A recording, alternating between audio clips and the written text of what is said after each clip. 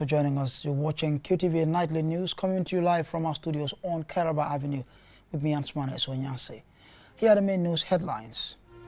The 2024 Gambia Basic Education Certificate Examination exam results released today indicate significant improvement in students' performance compared to last year, as the number of students with aggregate 6, the highest aggregate, has doubled. The government of the Gambia and victims-led organizations are leading efforts to speed up the process of establishing a Victims' Reparations Commission and ensure all victims and survivors of Jammeh-era crimes receive their rightful compensation.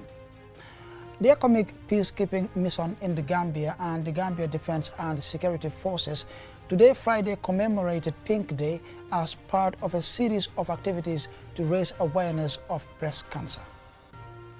And the Gambia Bankers Association has launched an initiative to visit several schools in the Greater Banjul area to raise awareness of the importance of banking. And in international news, we have, I beg your pardon,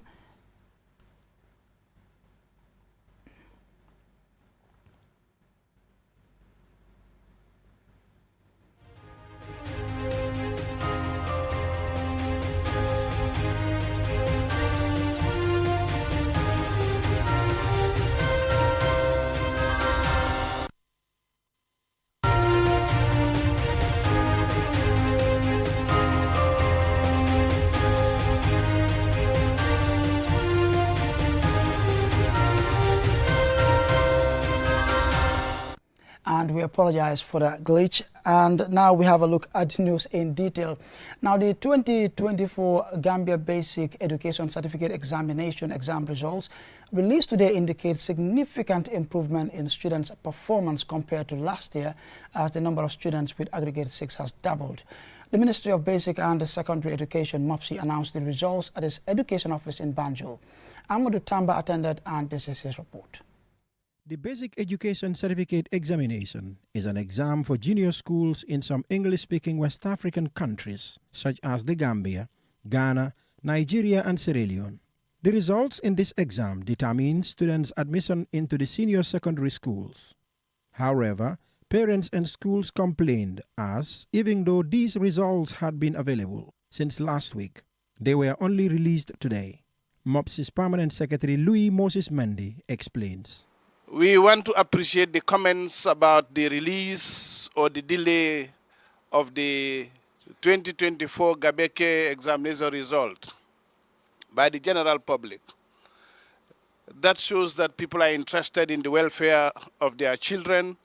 That shows that people are interested in education. The results were not delayed in any way because the ministry owes the West African Examination Council. No. The Gambia Basic Education Certificate Examination results this year show a massive improvement in students' performance generally, as girls outshone boys. Overall, 88 students scored aggregate 6, of which 56 are girls and 32 are boys.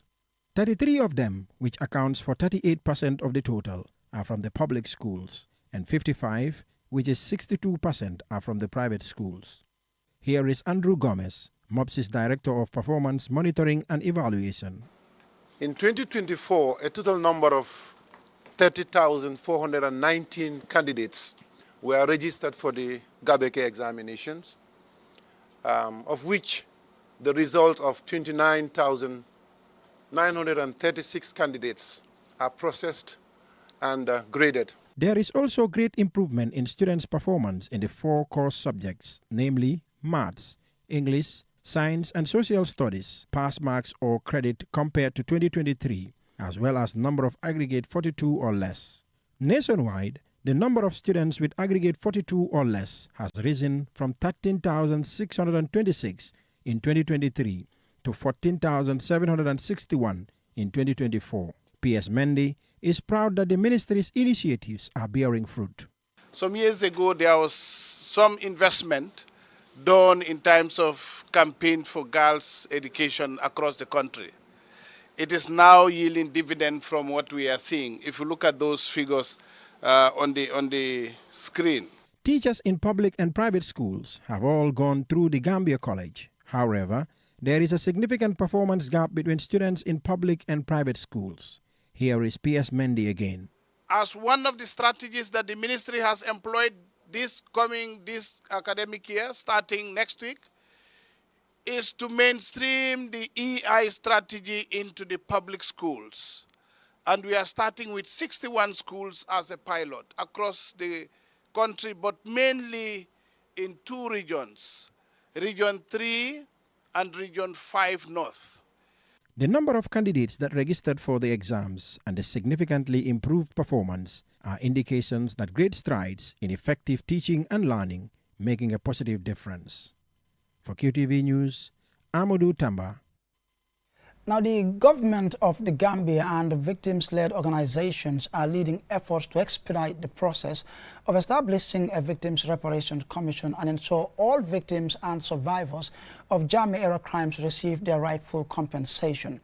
To gauge the advocacy level of some civil society organizations, Usman Jatta engaged the country director of the African Network Against Extrajudicial Killings and Enforced Disappearances, ANACED, and this is his report.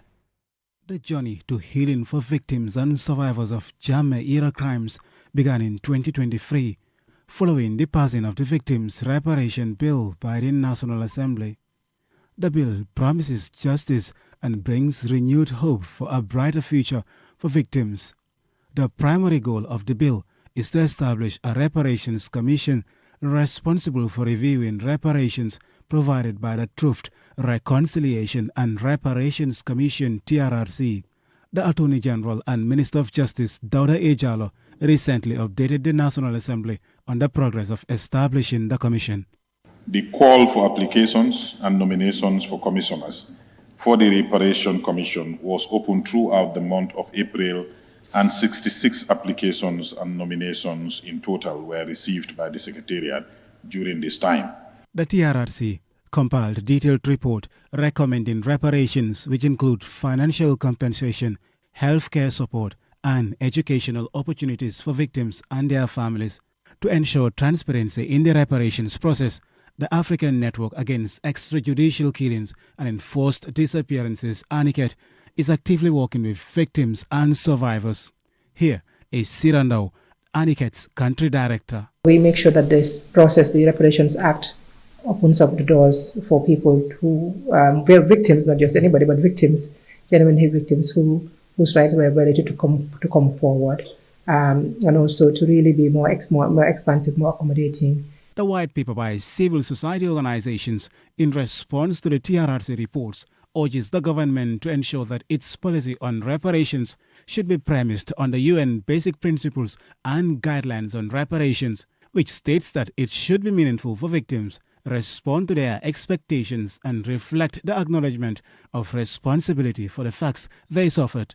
Director Sirandao explains the reparations eligibility process for various victims. The violations are not the same, so therefore the compensations generally cannot be the same. For example, if somebody lost a life, if somebody was tortured, if somebody was sexually violated, if somebody was arrested, generally you don't treat them the same. The Victims Reparations Act specifies the Reparations Commission should consist of 7 members, 3 of whom must be women, 2 victim representatives, 2 youth, and 1 disability representative.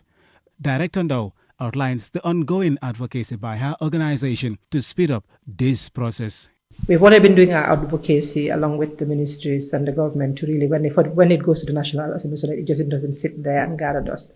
So that advocacy is also something that you'll be doing ahead of time to make sure that, these things, as soon as it gets to the National Assembly, it is given the priority that it deserves. Many hope that the reparations initiative will set a precedent for other nations grappling with the legacy of past injustices. The Gambia's Truth Commission was the first in Africa to include reparations in its name and mandate. The road to healing is long, but with government's commitment aligned to delivering on its promises, and CSOs ensures this happens, real justice for victims and reconciliation are possible. Osman Chata, reporting for QTV News. And the report there by Osman Jatta will lead us to the commercial break, but we'll be right back.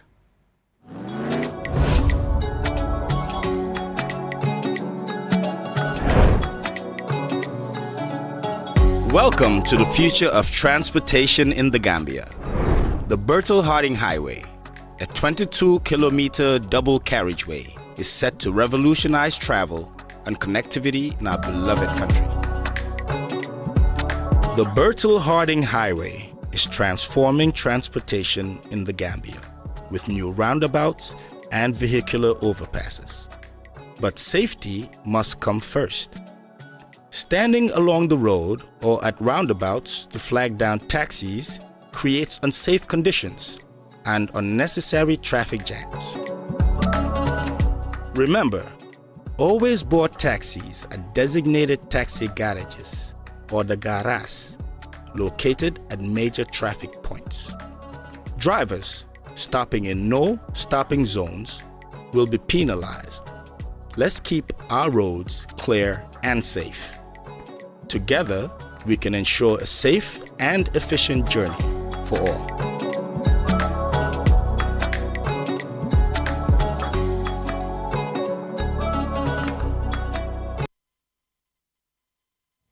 Money and Orange Money has just made money transfer easier. Now you can send money from Gambia to Senegal directly from your Q Money wallet. So what are you waiting for? Get your Q Money account now and start sending money to your friends and families through Orange Money in Senegal now. For more information, call our customer care on 133. Q Money, Sunu Kalpe. Terms and conditions apply.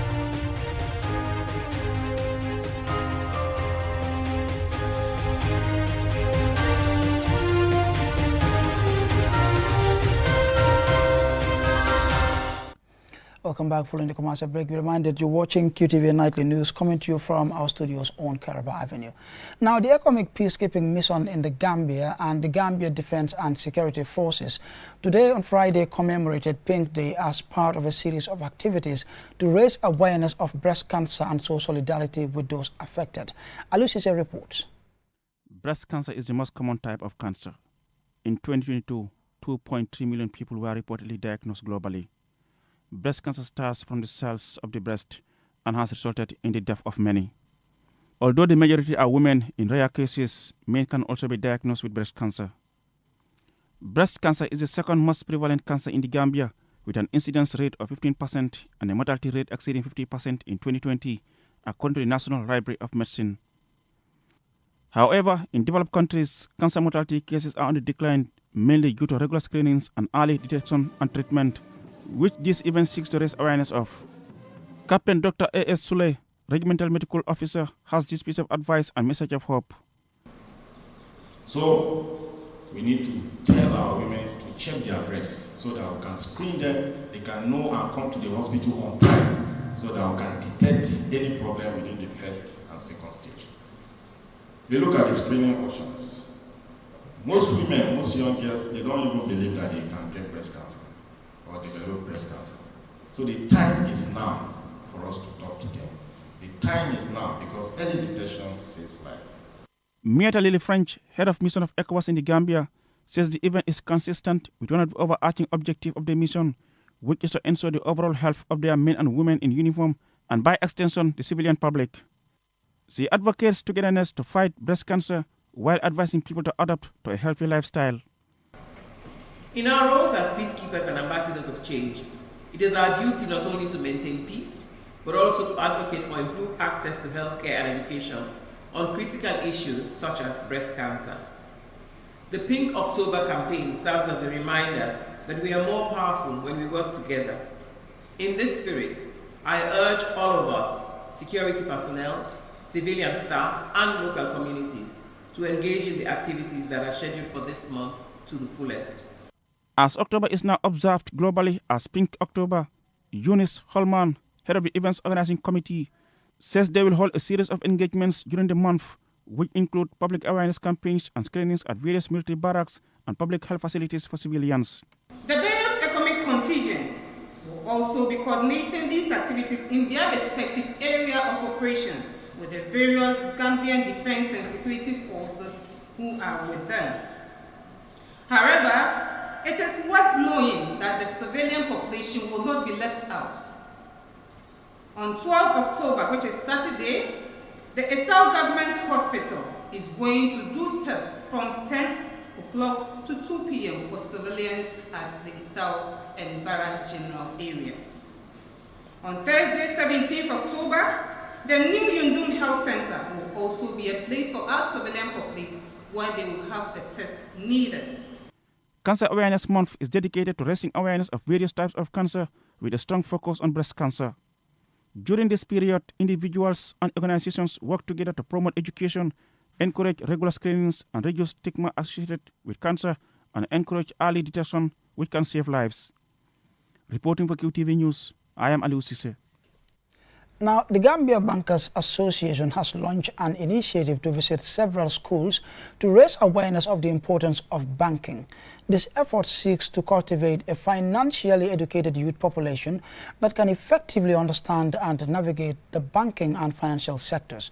Maud Gajaga, who accompanied the visiting team, shares his insights on this important outreach.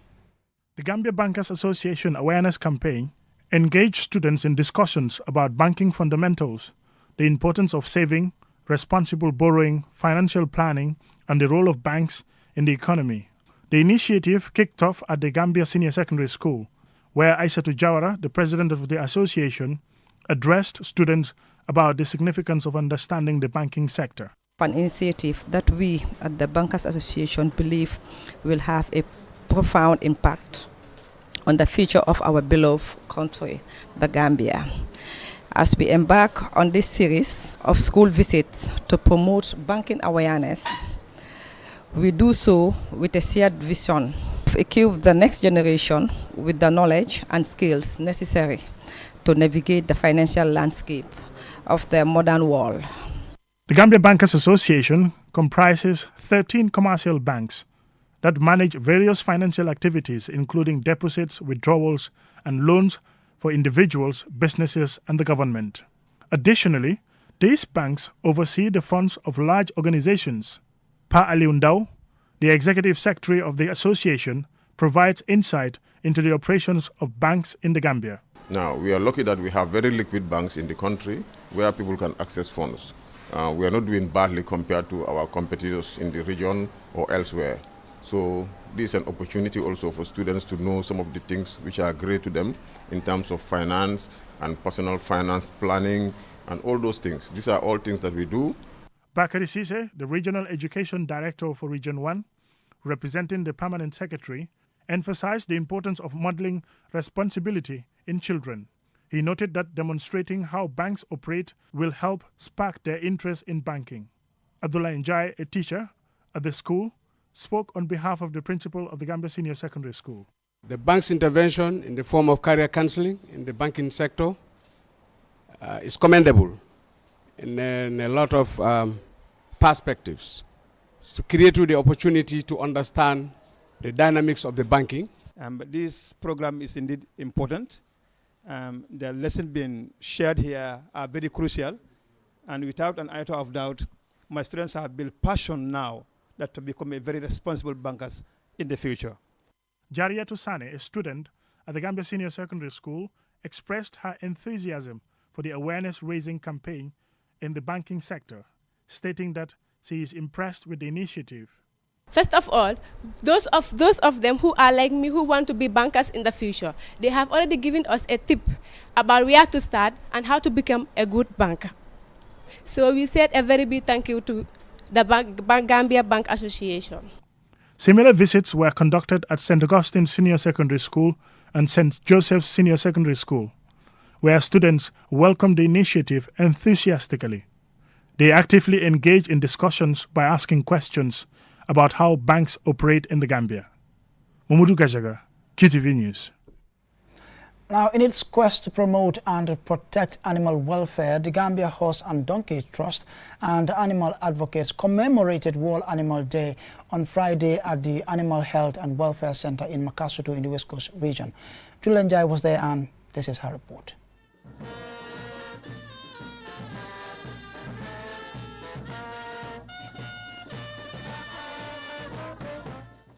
World Animal Day is observed annually on the 4th of October to raise awareness of animal welfare across the globe. This year's theme, "The World is Their Home Too," underscores the idea that animals are not merely residents of the planet, but integral components of our ecosystem. It highlights their entitlement to a secure and protected environment where they can strive. Langbaba Sisi is the General Manager, Gambia Horse and Donkey Trust. Since we start this, we see a lot of successful there, because now we have a team called Mobile Clinic. We used to go and check the animals outside, and we see that now people are responding. So that shows us that we have achieved something there. So before, we have big challenges there. We just follow them outside to case them, to bring their animal for treatment. But now, even we don't call them. If they see anything they don't understand, they always call us for assessment. Dr. Keba Dafe, a consultant for the Gambia Horse and Donkey Trust, emphasizes the importance of this day. He notes that while the Gambia has made strides in animal welfare, much more needs to be done. Animal welfare is taking giant steps in this country.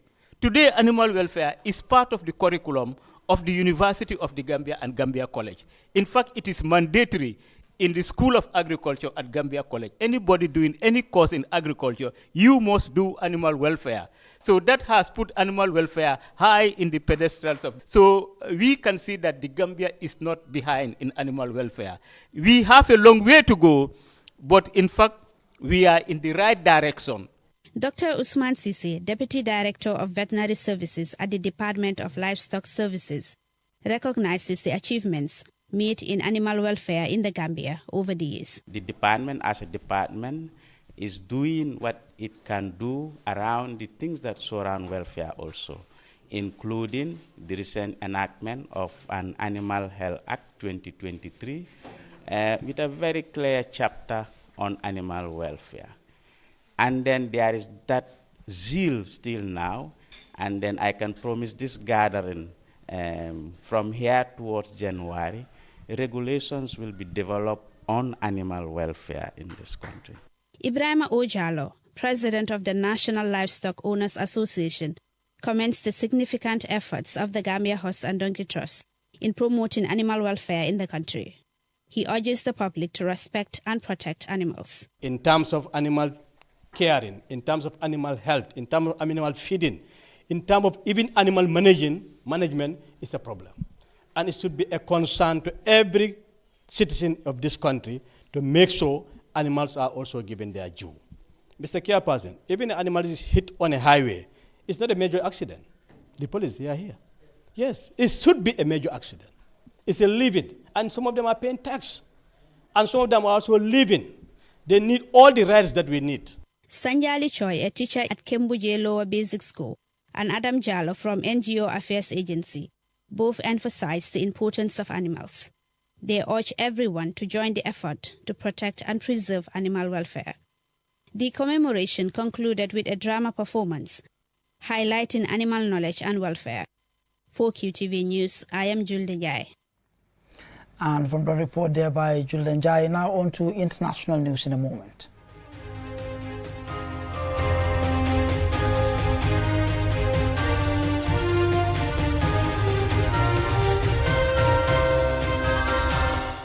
Now, France's new Interior Minister Bruno Retailleau has vowed to implement new immigration rules following the murder of a 19-year-old university student by an immigrant who was already due to be deported.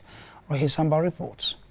France's new government is planning to toughen the country's immigration laws after the arrest of a 22-year Moroccan male as the suspect in the murder of a 19-year-old university female student in Paris.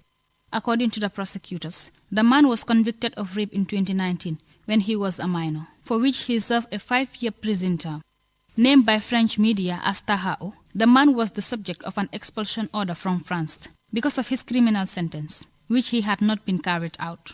In France, in 2023, there were 1,010 murders recorded by the security forces. The number of murders recorded in the country was the lowest in 2020.